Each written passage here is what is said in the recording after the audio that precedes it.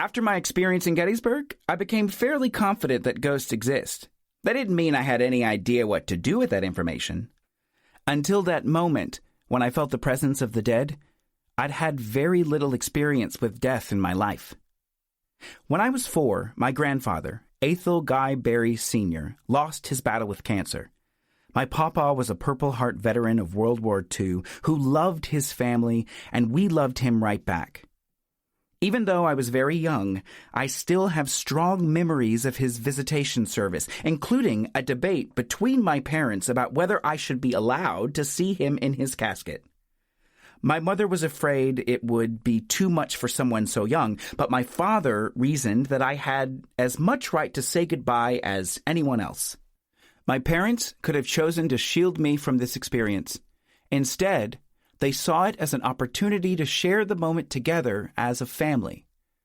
I was sad, but I think it was because everyone else was sad.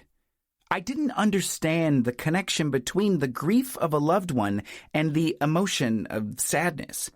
Everyone was having a shared experience, and I was a part of it. Being with family made it less scary and confusing.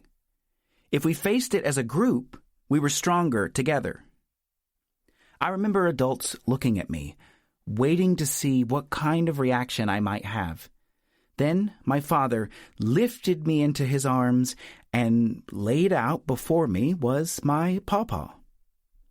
He was in a suit with his hands gently placed on his lap. To me, it looked like he was sleeping. From what I understood, even at 4 years old, my pawpaw had gone to be with God and live in heaven. Everyone was saying that, at any rate. I was taught a very specific biblical idea of the afterlife, and while my views are different today, it was a foundation that allowed me to comprehend what was happening. I think at this early age, being exposed to death and connecting it to faith made it less scary than it could have been. I knew I would see him again someday, so to me, it wasn't goodbye, but rather until we meet again.